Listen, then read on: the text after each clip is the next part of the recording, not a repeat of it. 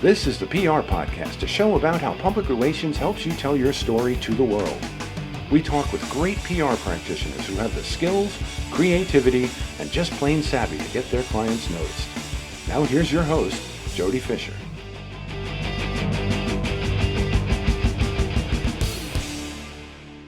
Hey everyone, and welcome to the PR Podcast. I'm Jody Fisher. Thanks for joining us. Well, our PR Podcast plug this week goes to Anna Carrasco of PR.co, a PR tech startup, which is launching an online PR academy for startups and small businesses. Now, Anna, who listens to the show, and Anna, we appreciate it. We know you're listening right now. Anna says they've noticed an increase in PR software requests from startups and SMBs, and Pioneer Academy, which is what they're launching, teaches founders, marketers, and business professionals how to communicate purposefully and use PR to find new clients, reach investors, and attract employees. So check that out at learn.pr.co and see if that can benefit for you. And Anna, thanks for listening, and thanks for sending in your PR podcast plug. Now, if you want to be featured with your own PR podcast plug, just like that, or maybe something else you do, a cool hobby you have, an awesome TikTok channel you have, whatever you do in your spare time that gets your juices flowing, get featured with a PR podcast plug. Send an email to me,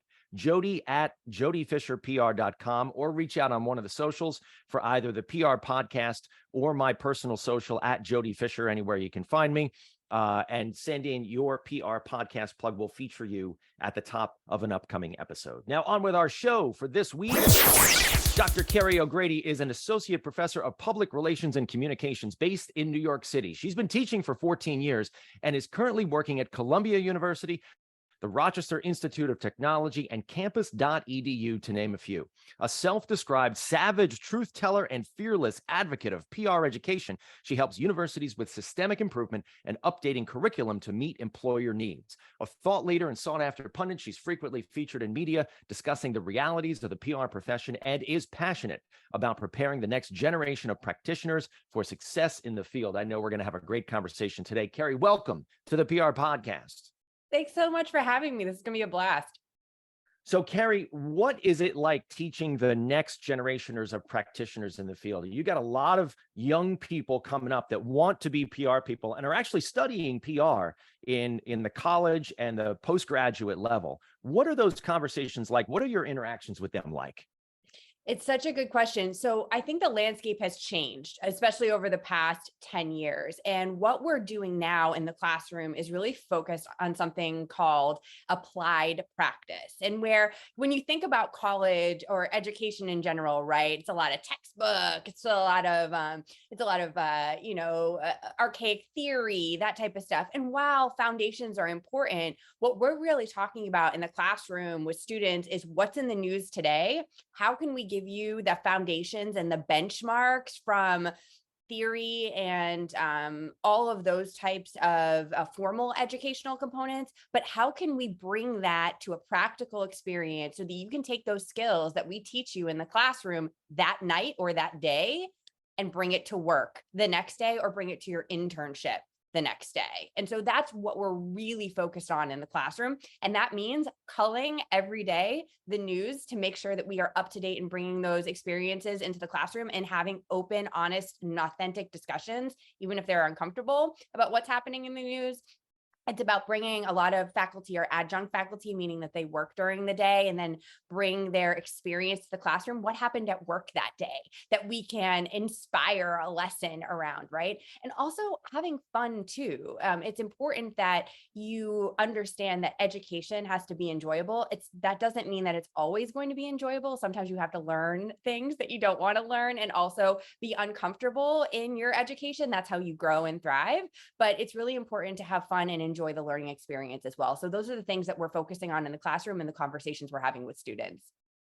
I've got to think too that the curriculum is probably more about critical thinking than it is about how to write a press release or how to write a pitch, right? Oh yeah. When I started my graduate program, and this is not a knock on my age or how long ago I got my degree, but it was very focused on, this is the inverted pyramid. This is how you write a press release, right? And while in 2009, that was the jam, it is not like that now. And I'm going to push you a little bit on the critical thinking, because because critical thinking is kind of abstract, right? We give skills in order to critically think, but really we're focused on research.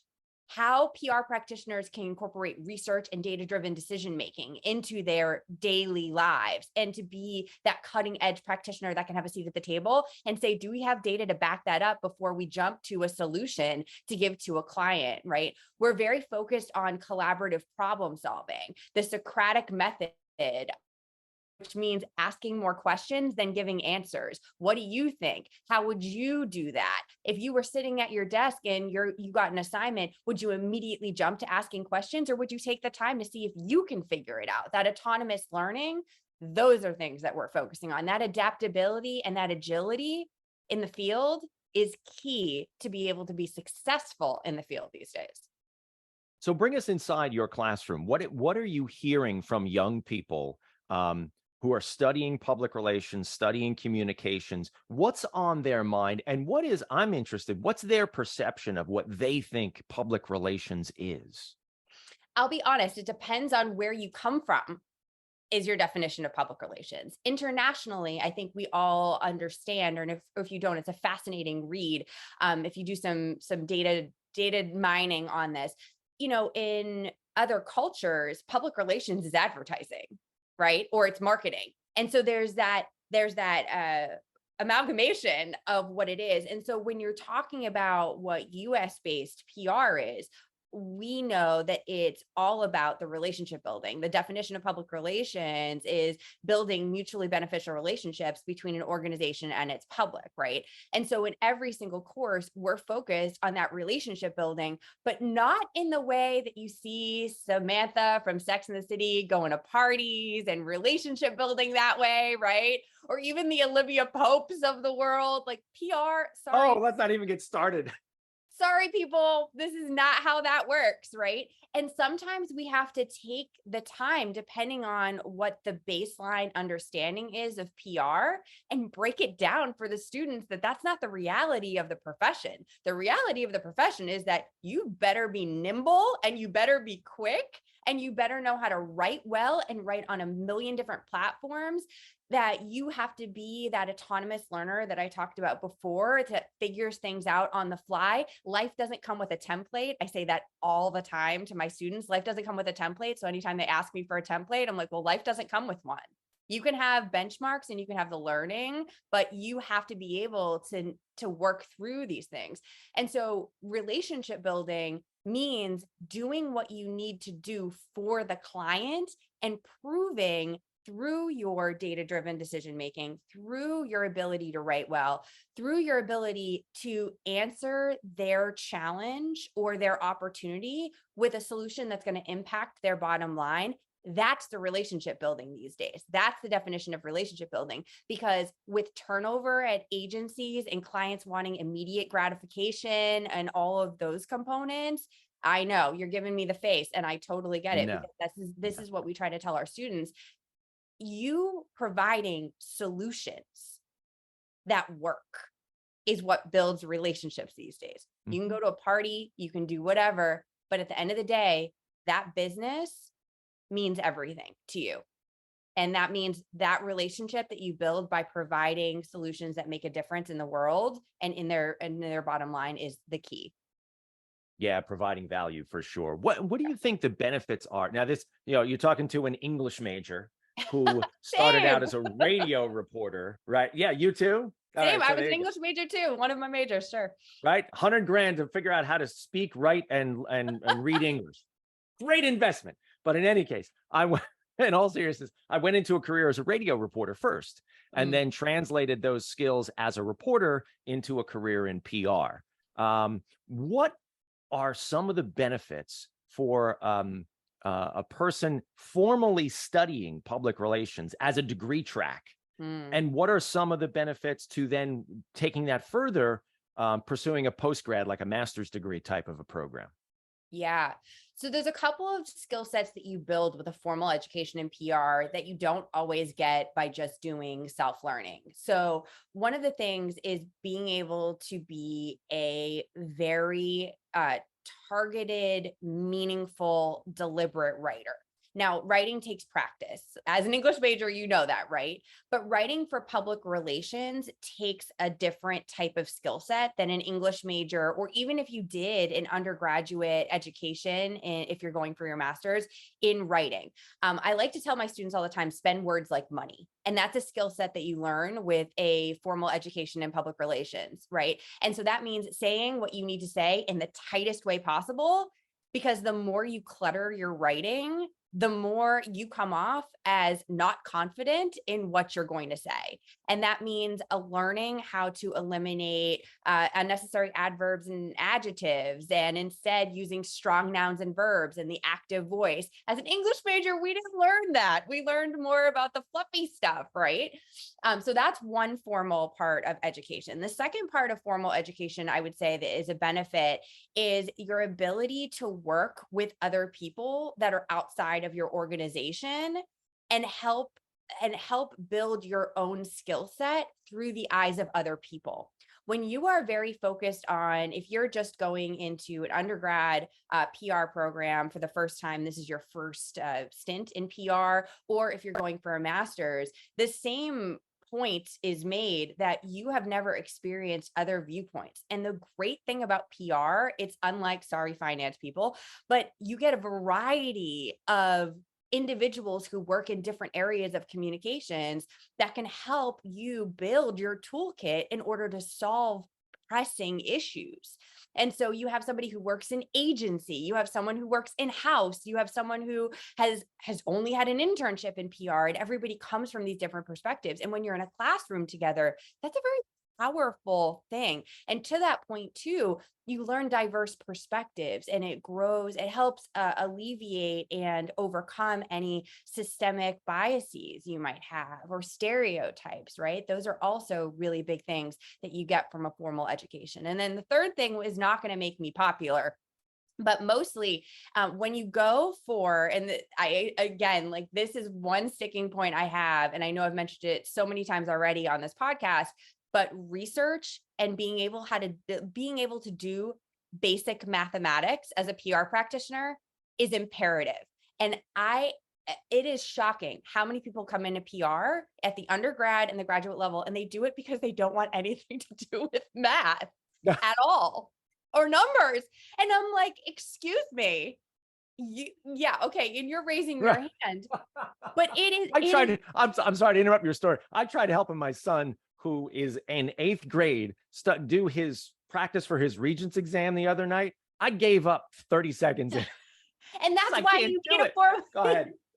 Jody, you might want to think about a formal education in PR, my friend, because oh my God, you can't get away from the math.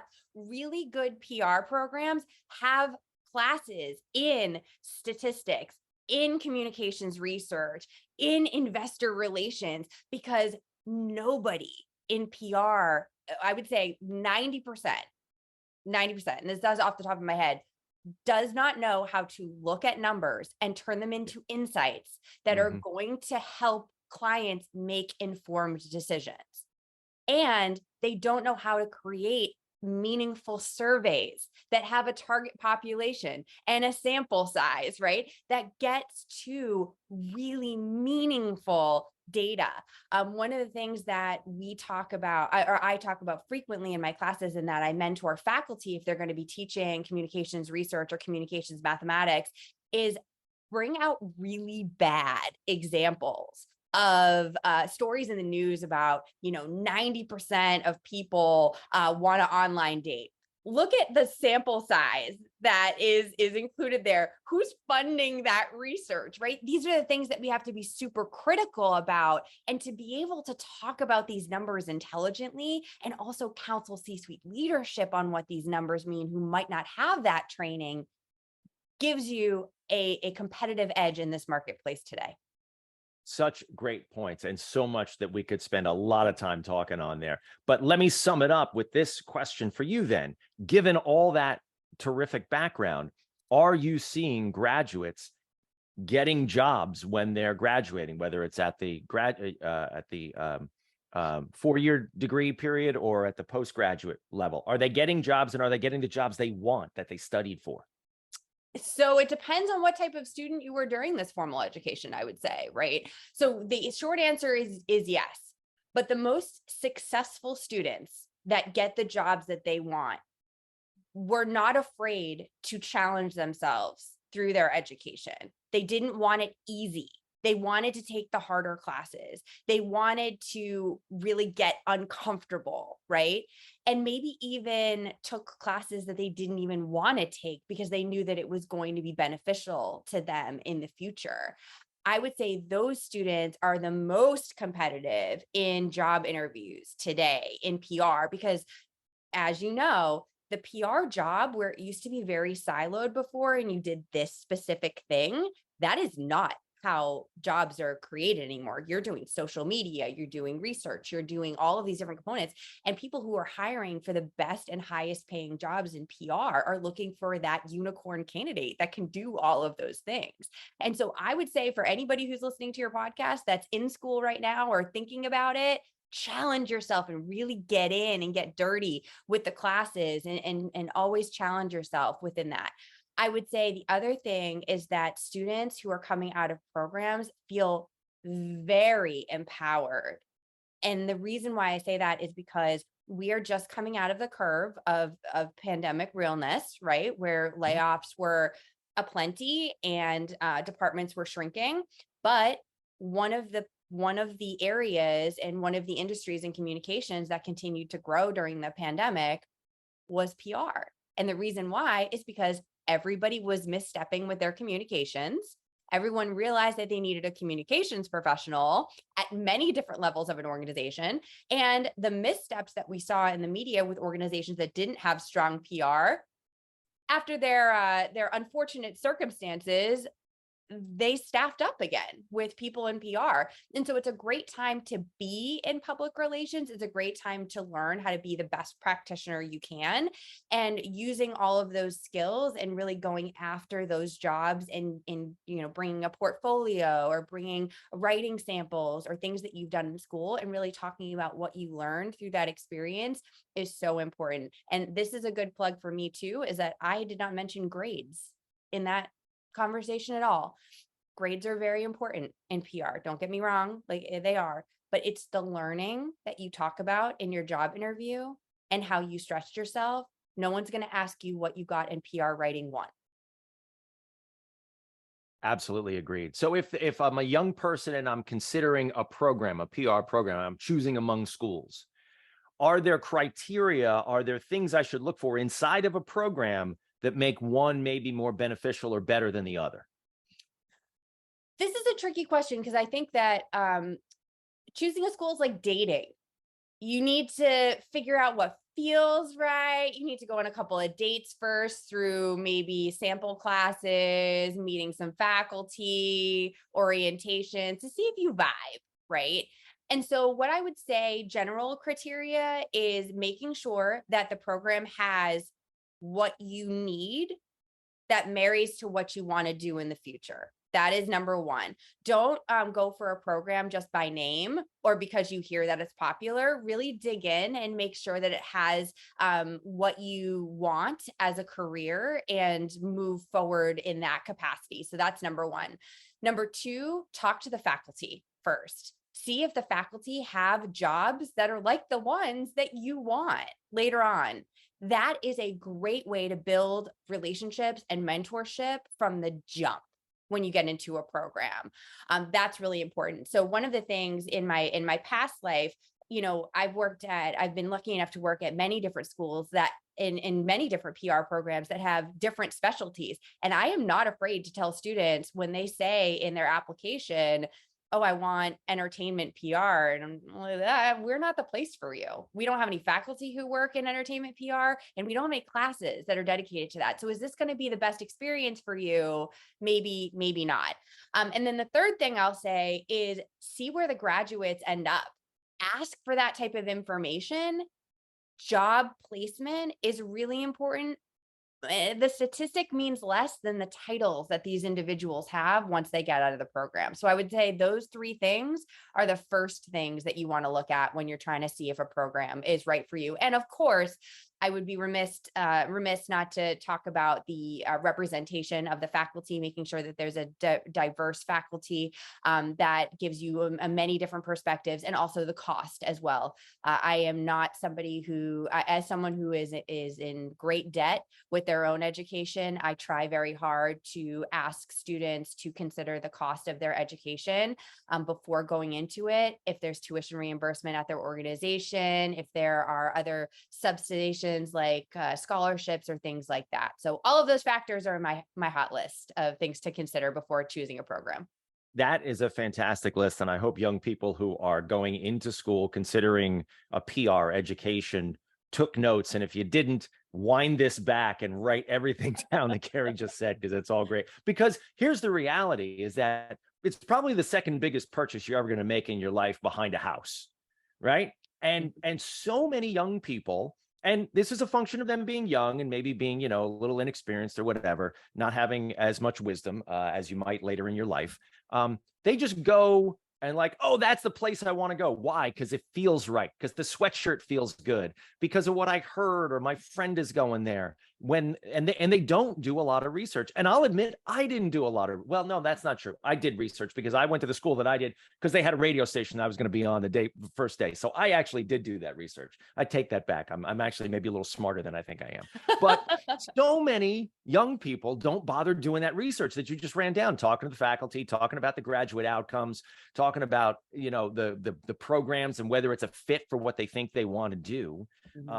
Really, really great advice. I'm glad to hear you say that. No, So, of course. And the other thing too, just, one more thing to add on to that is also keep in mind that this investment is not just monetary either. It's a time investment.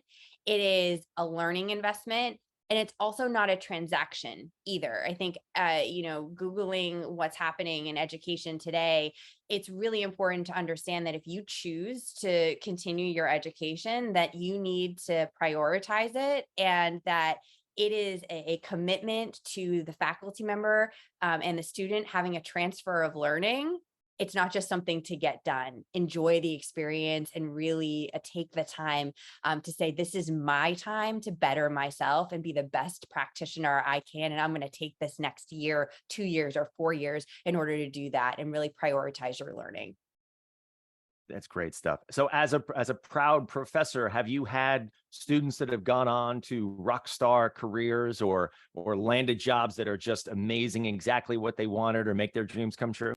I have. And I will tell you, I'd be lying to you if I told you that being a teacher was, the best job in the world every single day. It's very difficult. And some days are harder than others. But anybody who knows me knows that I have a folder on my computer of all of the notes that I get from students after they graduate or after they finish my course, because I am notoriously a very tough instructor. I expect a lot because I know you can do it. And there is nothing that brings tears to my eyes more than a student getting their dream job because of an experience in school or a relationship they built or something that they applied.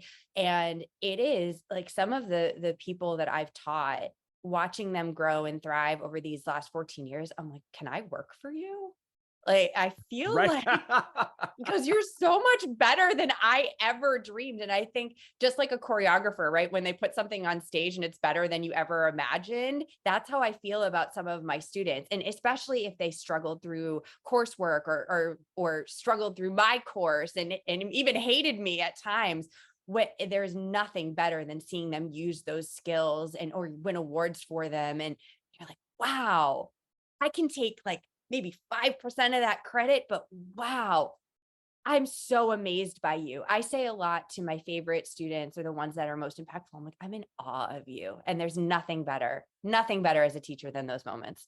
I have had the same feeling watching young people who have worked for me, who have either interned for me or done, junior work for me, and see them go on. And, you see them on LinkedIn and you see all this stuff pop up, and then they send you a note and they're like, hey, guess what I'm doing? And it's just, whether you're a teacher, and I'm an athletic coach, I'm a baseball coach, and I'm a dad, and there's nothing better than watching people who you have, like you said, 5% of the credit you've helped along the way, and they go on and they're doing amazing things. It makes you feel so good.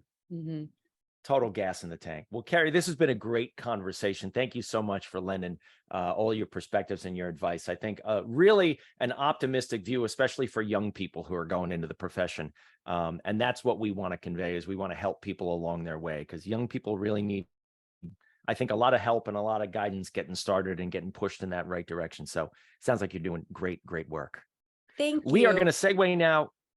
We are going to segue now into the rapid fire question portion of our podcast. This is where we steal a page from inside the actor's studio, ask our guests a series of rapid fire questions meant to elicit a simple answer, maybe a laugh or two. Kerry, you're from New York. I think we're going to get some good stuff out of you. So here we go. I'm rapid slightly fire nervous. This is going to be great. Rapid fire question number 1, Kerry, what is your favorite news source? Ooh, I'm a big fan of the Chronicle of Higher Education for obvious reasons. So I follow them on social media religiously. I write for them and I read them every day. Good stuff. Rapid fire question number 2. What's your favorite social media platform? Ooh, I'm still going to say Twitter. I get most of my information from Twitter and I'm most active on that platform. Good stuff. Rapid fire question number 3, Kerry, coffee or alcohol? I can't decide. I need both in my life to be successful. That is an honest answer. Sorry, Rapid can't fire. choose. Oh, it won't make you choose. You don't have to, right? Rapid fire question number 4. What's your favorite on the run food? There's so much in New York. This is disgusting, and I'm shame-free going to say it, is Subway sandwiches. I All know. right. Do you have like a spot that you slide into around town? I don't like, I eat like a 5-year-old. That is my jam. Is anything a 5-year-old would eat, I would eat. And the only, like, I love Subway sandwiches, and I have like the custom with like the turkey and the guacamole, and like if I'm gonna swing in anywhere, it's gonna be that. I know I'm a shameful New Yorker, but there's nothing shameful about being a New Yorker. Don't you worry. And I love 16 handles frozen yogurt. I haven't heard of that brand. I'm probably living under a rock, but so good. 16 handles yogurt, Yep. Frozen yogurt. Yeah. So Subway, like, if you just got my personality, frozen yogurt or Subway sandwiches. There you go. And coffee and alcohol, and we're good. Coffee and alcohol. Yep.